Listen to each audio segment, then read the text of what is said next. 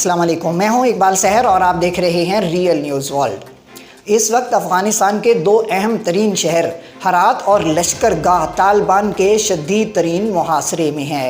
हम इस वीडियो में सूबा हलमंद के अहम तरीन ज़िले लश्करगाह के बारे में जानने की कोशिश करेंगे कि इस वक्त वहाँ क्या हो रहा है, और इंशाल्लाह इस अगली वीडियो में ये जानने की कोशिश करेंगे कि हरात की इस वक्त क्या सूरत हाल है। तो आइए पहले हम जायज़ा लेते हैं कि इस वक्त अफ़गानिस्तान के सूबे हेलमंद के अहम तरीन ज़िले लश्करगाह में क्या हो रहा है और इस वक्त वहाँ की क्या सूरत हाल है। इस वक्त लश्करगाह तालिबान के शदीद तरीन मुहासरे में है। तालिबान ने लश्करगाह ज़िले में कौमी रेडियो और कौमी टेलीविज़न पर कब्ज़ा कर लिया है और तालिबान फोर्सेस दीगर अहम कौमी इमारतों पर कब्ज़े के लिए आगे बढ़ रही हैं।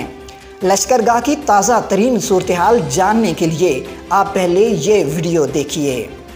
स्टूडियो قدرمن لیدونکو دا د هلمند ولایت مرکز ښار دی چې هماغه مخکې د سولې څلور لارې او یا د لوی چوک ورته ویل کېږي او همدا بل چوک دی. دلته په ښار کې امن دی، مجاهدین پر خپلو سیمو باندې او پر قومندانۍ باندې کار شروع دی. دشمن ځپل شوی دی او له سیمې څخه इतलात के मुताबिक 60 अफगान एहलकारों ने ज़िला लश्करगाह में तालिबान के सामने हथियार डाल दिए हैं। इलावा अजी ऐसी इतलात भी हैं लश्करगाह में पुलिस कमांडरों ने तालिबान के सामने एक टैंक 3 गाड़ियों समेत पुलिस हेडक्वार्टर के सामने हथियार डाल दिए। आप स्क्रीन पर पुलिस कमांडरों की तस्वीर देख सकते हैं। अफ़गान लोकल और सोशल मीडिया ज़राए के मुताबिक तालिबान ने police headquarter, jail army division और गवर्नर हाउस का मुहासरा कर लिया है। ज़राए के मुताबिक तालिबान लश्करगाह के कई अहम तरीन इलाकों पर कब्ज़ा कर चुके हैं। आप तालिबान फोर्सेस को लश्करगाह के ग्रांड चौक में देख सकते हैं। ग्रांड चौक से तालिबान कमांडर मीडिया से मुखातिब हैं। आइए आप पहले ये वीडियो देखिए। درنو لیدونکو همدا د هلمند ولایت د مرکز لشکرګاه د حاجي چوک دی چې همدا اوس د اسلامي امارت د مجاهدین په راس باندې فتح شو. دلته دشمن له دې سیمې څخه هم وتښتېد، مخ ته روان دی. مجاهدین غواړي چې مخ ته پیشرفت وکړي او د دشمن د ځپلو پلان لري او عملیات کوي. دلته له سیمې د سیمې له یو تن مجاهد څخه خبرې کوو. مجاهد د دې سیمې تعریف راته وکړه. دا کوم ځای دی ورور؟ دا د هلمند ولایت د حاجي چوک دی ورور. دلته مجاهدین تر په کومو ساحو کې اوس پراته دي؟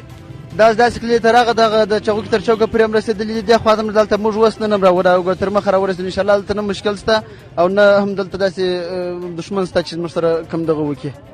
دلته خو به دشمن تعرض عملیات شی نه کړي شو د وروسته کې بیا مجاهدین پر شا نه نه نسته ورور، هېڅ مشکل هم نسته. موږ راغلي پر موږ یو ټک هم نه دی سوی. موږ داسې په ښه امن کې راغلي. دا چې تاسو د سیمې دلته اوسېدونکي یاست، که خپل تاثرات را سره شریک کړئ. طالبان دلته راغلي دي، خوشحاله یاست که نه؟ والحمدلله بیخي نادره خوشحاله یو. دغونه خوشحاله یو چې څه درته ووایم، ځکه چې مجاهدین خو موږ ټول انشاءالله مجاهدین یو. بس دا د حاجي ګران چوک دی، بس د حاجي عبدالله تر پمپه انشاءالله مجاهدین رسېدلي دي. دلته خو به تاسو ته مجاهدینو کوم مشکل شی نه جوړ کړی؟ یا انشاءالله کوم مشکل یې نه دی جوړ کړی. بیخي نادره ګرده خلک خوشحاله دي چې مجاهدین راله. بیخي د دوی لبیک همیشه موږ همیشه وایو. ډېره مننه، خیر یوسف مرتضی. سلام. फ्रंट लाइन तालिबान कमांडर का लश्करगाह के अवाम के लिए पैगाम इस वीडियो में देखा जा सकता है। لله الحمد. د افغانستان د اسلامي امارت مجاهدین چې کوم ساحو ته ورسي، د افغانستان د اسلامي امارت د مجاهدونو دنده وظیفه اولنۍ هم دغه ده چې د مسلمانانو د ولس د سر او مال حفاظت او ساتنه کوي. په کوم منطقو کې چې مجاهدین حضور ولري، په هغه منطقو کې هیڅوک نشي کولی چې د چا پر حق باندې تجاوز یا تیری وکړي. د مسلمانانو دکانونه، مالونه، تعمیرونه، کورونه، څه تجهیزات چې دا ټول په حفاظت کې محفوظ ساتل کیږي. نو دا د مجاهدینو اسلامي فریضه او وجیبه ده.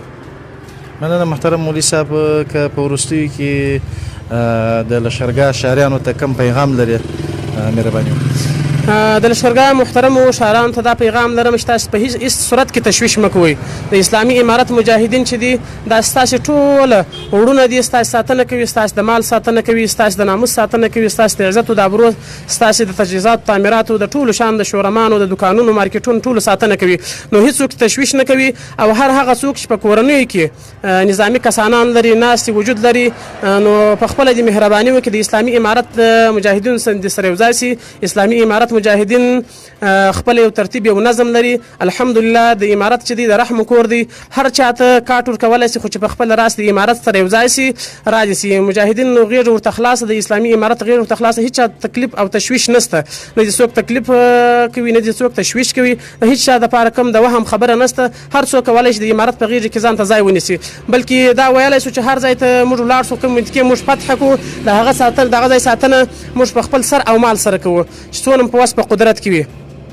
مننه، زیاته مننه محترم مولوي صاحب چې موږ ته ټیم راکړ. مننه ستاسو څخه. السلام علیکم. مزید اپڈیٹ کے لیے ہمارے ساتھ وابستہ رہیں. اگر آپ نے ہماری چینل کو سبسکرائب نہیں کیا تو کر دیجئے تاکہ ہماری نئی ویڈیوز آپ تک بر وقت پہنچ سکیں. مجھے دیجئے اجازت. میں ہوں اقبال سحر اور آپ دیکھ رہے تھے ریئل نیوز ورلڈ. اسلام زندہ باد، پاکستان پائندہ باد.